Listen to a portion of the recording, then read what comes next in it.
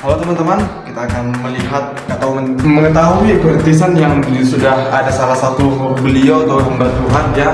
Kita akan melihat bagaimana perintisannya ya. Kita akan langsung kepoin aja apa yang sudah dikerjakannya dalam perintisan. Mari ikuti saya terus.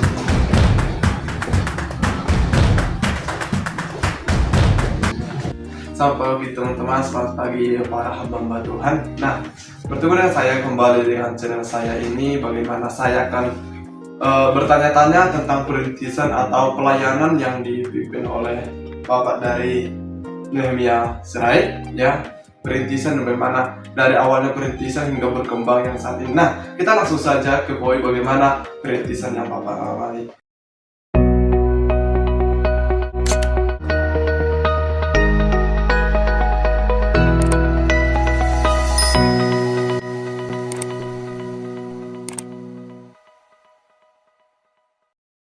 Ya, selamat pagi Pak.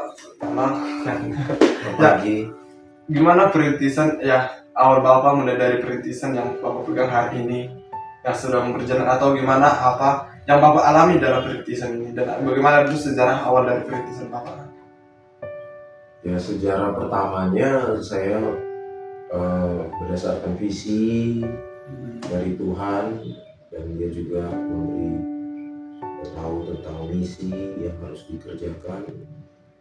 Maka saya memulai dengan berkoordinasi dengan beberapa orang ya, dari gereja di mana ibu saya mengembalakan, dan saya di sana sebagai wakil gembala. Saya berkoordinasi dengan beberapa orang yang bisa membantu, termasuk juga dengan adik saya yang bisa membantu perintisan tersebut. Jadi kita menentukan kapan dimulainya terlebih dulu, kemudian tempatnya di mana. Jadi dan nanti siapa yang kita undang untuk memulai ibadah tersebut. Jadi ada beberapa simpatisan yang kita undang untuk bisa beribadah bersama-sama.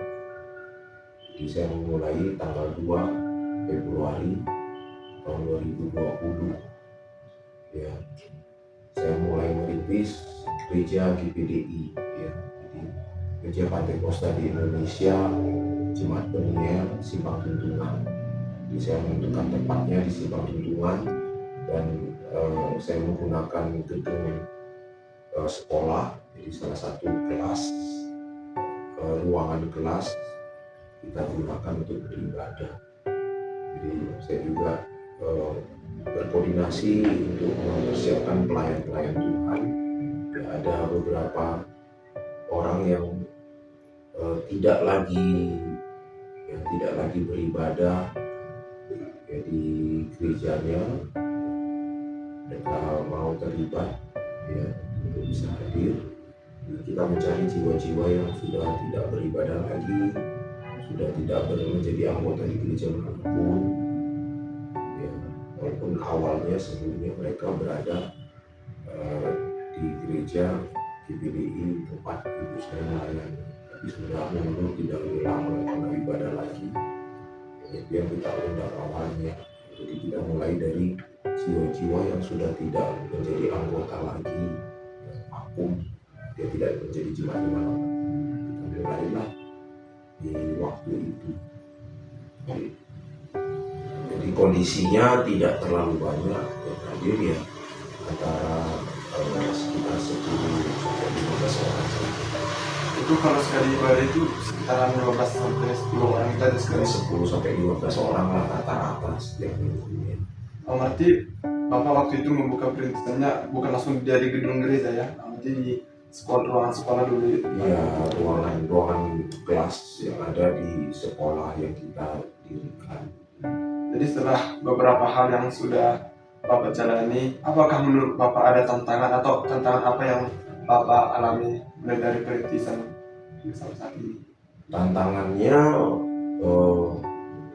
tentu ada yang kita alami ya. Salah satunya tentang dana. Ya, dana, kita tidak mempunyai dana ya, jadi kita melayani ya dengan dana secara swadana ya. Kemudian tantangan berikut sumber daya manusia SDM-nya, ya, mempersiapkan orang-orang yang bisa membantu kita dalam pelayanan itu juga menjadi tantangan, ya.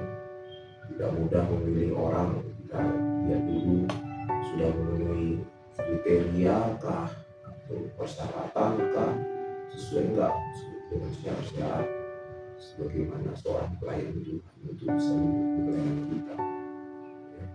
Lebih mudah kita mengangkat orang daripada memberhentikannya, kan? Jadi kalau kita salah mengangkat orang untuk menjadi pelayan Tuhan, jadi pengurus, itu bisa berdampak buruk, ya. Tidak mudah untuk kita mengangkat orang-orang. Jadi itu tantangannya di sumber daya manusia. Sumber daya manusia.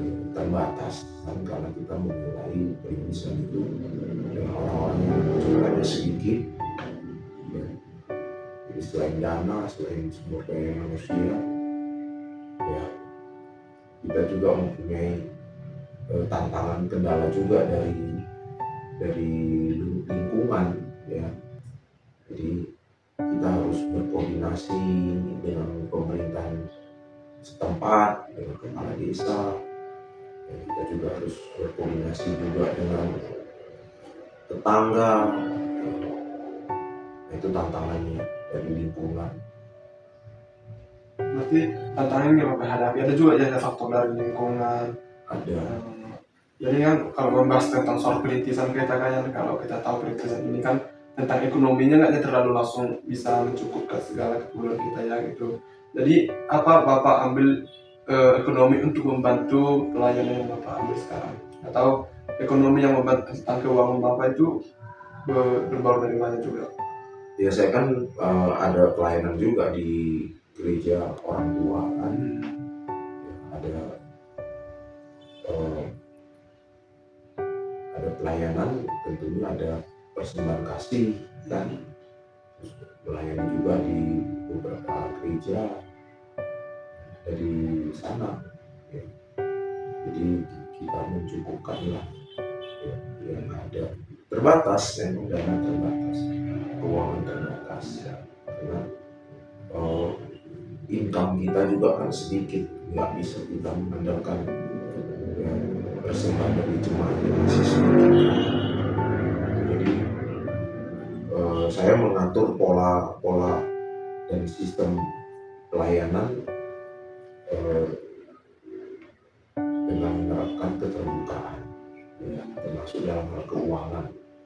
Jadi persembahan pertama dan persembahan kedua itu kita laporkan secara transparan, ya.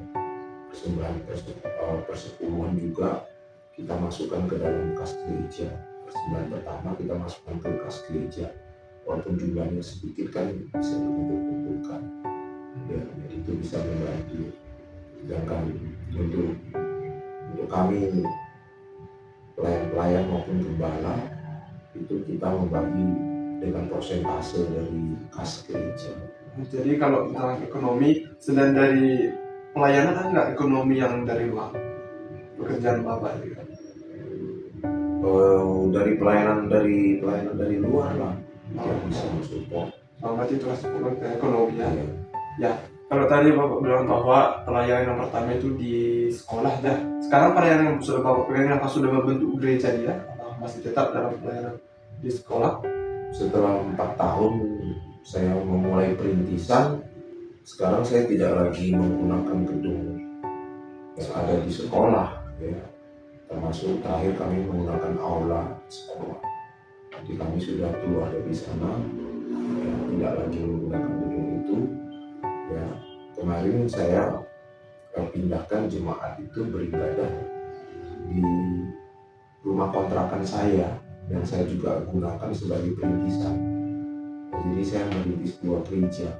Langsung merintis 2 gereja? Iya, yang gereja yang kedua saya merintis tahun yang lalu. Ya, saya memulai tanggal 7 bulan Juli tahun yang lalu. Jadi baru 1 tahun. Jadi saya kontrak rumah di sana. Disitulah saya merintis gereja yang baru. Jadi ketika kami keluar dari gedung sekolah itu, saya gabungkan dulu sementara ibadahnya di rumah kontrakan itu. Berarti saat ini posisi sedang berbayar di rumah kontrakannya saat ini ya. Iya. Jadi Kemudian minggu-minggu yang lalu awal bulan ini ya, gereja yang pertama saya rintis itu eh, memulai menggunakan sebuah ruko di Simpang Tuntungan ya. Kita dikasih pinjam gratis ya. Nanti setelah itu kita akan mulai tahun depan kita akan kontrak ya. Kita berdoa berharap ada dana untuk mengontrak mulai tahun depan ya. Kita sekarang masih dikasih izin untuk memakai secara gratis ya. Tapi begitu banyak tantangan yang sudah Bapak alami, mulai dari perintisan, mulai dari gedung sekolah yang dipakai untuk ibadah, mulai pindah ke kontrakan. Nah, pasti dong ada tujuan dari Bapak ke depannya, feeling atau harapan untuk jemaat dan harapan untuk gereja ini. Menjadi harapan Bapak untuk jemaat sama pelayanan ini apa? Jadi yang menjadi ya harus kita jalani gitu. Kalau harapan banyak, harapan saya supaya kita mempunyai tanah untuk pertapakan untuk bisa kita membangun gedung gereja sendiri ya. Jadi itu menjadi milik gereja lokal, nantinya milik jemaat, supaya kita bisa menampung jiwa-jiwa yang lebih banyak lagi ya. Jadi harapan pertama itu kita mempunyai tanah pertapakan sendiri dan membangun gedung sendiri ya, sehingga memungkinkan kita bisa menampung jiwa-jiwa ya. Itu harapan. Yang kedua, kita juga mempunyai harapan secara pribadi, khususnya saya juga mempunyai harapan melalui gereja yang bisa kita bangun ini, kita juga bisa melakukan penanaman gereja baru. Kita bisa mengembangkan dengan merintis gereja-gereja baru. Berarti harapan Bapak nanti setelah terjadi nanti gedung ini atau sudah terjadi pembangunan, ada juga nanti lahan yang baru akan dibuka ya. Iya. Harapan Gereja rintisan yang baru yang kita sudah rintis tahun lalu itu juga kita harapkan punya tanah pertapakan dan gedung sendiri ya. Setelah itu juga saya punya harapan sekarang sedang dimulai melayani melalui pembangunan panti anak, panti asuhan anak, juga panti jompo. Kita membuka kubu-kubu doa, rumah-rumah doa, supaya kita bisa menjangkau jiwa-jiwa ya. Jadi untuk pelayanan sendiri, harapan berikutnya kita juga ingin membuka lebih banyak lagi konsep-konsep. Jadi itu menjadi strategi dalam pelayanan untuk mengembangkan pelayanan ini menjadi lebih baik, dan itu juga menjadi strategi mengembalakan jemaat dengan efektif melalui komunitasnya. Berarti Bapak itu mengembangkan gereja, ada juga yang harus dikerjakan bagian-bagian contohnya dalam konsep-konsep gitu ya. Melalui konsep-konsep itu strategi pengembangan yang saya lakukan. Kemudian juga melalui penjangkauan jiwa-jiwa ya. Jadi kita membenahi dan membekali jemaat untuk punya gaya hidup misi ya. Jadi menjangkau jiwa-jiwa yang belum percaya Yesus ataupun orang-orang Kristen yang tidak bergereja, mereka yang sungguh-sungguh mengalami persoalan-persoalan ekonomi, permasalahan rohani juga itu kita jangkau melalui kita memobilisasi jemaat untuk menjangkau jiwa-jiwa. Berarti Bapak juga mempergunakan atau kerjasama dengan jemaat supaya bisa membangun atau mendatangkan jiwa-jiwa baru juga ya. Iya, jadi jemaat kita bekali, kita perlengkapi untuk bisa mereka juga punya gaya hidup misi lalu menjangkau jiwa-jiwa. Jadi itu kita lakukan dengan strategi pengembangan melalui komunitas sehat. Berarti kita mulai dari komunitas sehat dulu ya, baru mempersiapkan jemaat-jemaat untuk memiliki misi ya. Iya, jadi melalui komunitas sehat itu kita mengembangkan jemaat. Kemudian ada juga melalui pembinaan kepada jemaat lewat training, lewat kelas-kelas pemuritan, itu juga lewat pelayanan generasi seperti komisi-komisi, mulai dari pelayanan anak, remaja, pemuda, ya pemuda dewasa, ya, keluarga-keluarga muda, ya, pria, wanita, bahkan sampai lansia, kita juga melakukan pelayanan itu di gereja kita sebagai salah satu bentuk dari penggembalaan juga. Memang itulah visi Bapak ke depannya ya, tentang berbaur tentang pelayanan ke depannya, gimana nanti kemajuan pelayanan ini. Bapak memiliki ya kerinduan kebelikan tapak sama pembangun gereja, kemudian mencari jiwa-jiwa melalui jemaat yang sudah dilayani, kemudian membangun komsel-komsel, memakan jiwa-jiwa juga ya. Untuk teman-teman juga sekalian, kita sudah mendengarkan cerita dari awal perintisan dari Bapak, bagaimana dia ya atau beliau memiliki yang namanya perintisan itu tidak langsung memiliki gedung gereja, tidak langsung memiliki tanah, tapi memulai dari ruangan sekolah yang dimanfaatkan atau ruangan sekolah yang dipakai untuk memulai ibadah, kemudian pindah ke kontrakan, dan saat ini beliau dan jemaatnya masih di kontrakan. Dan kita berdoa bagaimana tadi misi-misi atau bagaimana tadi harapan dari sang gembala tersebut atau beliau tersebut kedepannya bisa dijamah oleh Tuhan. Nah, buat teman-teman sekalian juga, kita akan mendengarkan juga apa yang Bapak sampaikan kepada hamba-hamba Tuhan dalam perintisan ini juga, yang mungkin ya ada di luar juga yang masih memulai perintisan mulai dari nol, ya pesan Bapak kepada mereka gimana? Yang pertama, kita sebagai hamba Tuhan, sebagai gembala yang merintis, ya, tetap harus terus belajar. Ya, begitu juga tetap membuka diri kita, hati dan pikiran kita, memiliki wawasan yang luas, terbuka. Ya, jadi jangan seperti kata dalam tempurung. Ya. Jadi perubahan-perubahan itu akan membawa sesuatu yang lebih baik. Ya. Jadi untuk kita bisa merintis, ya, kita harus belajar terus, tidak berhenti belajar. Yang pertama, yang kedua, ya kita tetap setia kepada panggilan kita sebagai hamba Tuhan. Ya, setia. Jadi karena banyak tantangan, banyak kesulitan yang dihadapi dalam perintisan, ya kita tetap setia kepada panggilan kita. Kalau memang kita dipanggil untuk menjadi hamba Tuhan, melayani jiwa-jiwa, ya kita tetap setia kepada panggilan Tuhan itu. Kemudian yang ketiga, ya kita harus sungguh-sungguh ya kuat berdoa, ya, berdoa, bangun hubungan dengan Tuhan, menjaga kekudusan. Ya, kemudian kita harus hidup dipimpin Roh Kudus, kembangkan ya karunia Roh Kudus di dalam pelayanan. Ya, itu hal yang penting. Jadi people oriented juga, selain kita God oriented, kita juga harus people oriented. Ya, artinya kita harus berorientasi kepada jiwa-jiwa juga, fokus kepada jiwa-jiwa, mengasihi mereka, melayani mereka dengan tulus, dengan rendah hati. Ya, jadi kita bukan melayani untuk hidup, bukan. Kita itu bukan melayani untuk hidup, tetapi kita itu hidup untuk melayani. Jadi jangan sampai terjebak dengan latar belakang atau motivasi duit, uang. Jadi kita harus andalkan Tuhan lah dalam pelayanan kita.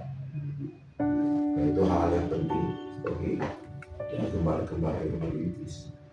Nah, teman-teman sekalian juga dengan sudah kita lihat motivasi yang sudah disampaikan beliau, bahwa kita harus selalu setia ya dalam penggembalaan kita, selalu mengandalkan doa ya, kita harus juga dengan rendah hati melayani jiwa-jiwa supaya memenangkan banyak jiwa-jiwa percaya kepada Tuhan. Nah, ya begitulah Pak, sudah saya berbicara itu sudah berbicara bagaimana perintisan ya, sudah bagaimana apa kehidupanku tujuannya ya, semua yang kita alami hari ini semua yang tepat di waktu itu sama Tuhan, bahwa waktu ya Tuhan tidak tahu kita apa yang sudah terbaik Tuhan sediakan bagi kita ya. Tetaplah kita semangat dalam pelayanan ini ya, berapapun jemaat yang sudah kita layani ya, mungkin kita harus selalu setia seperti beliau katakan, bahwa kita harus tetap rendah hati ya, mengandalkan doa terus dalam kehidupan kita ya kedepannya bagaimanapun nanti Tuhan kita akan selalu memakai kita luar biasa ya. Terima kasih Pak untuk ya pengalamannya atau pembangunan perintisan yang sudah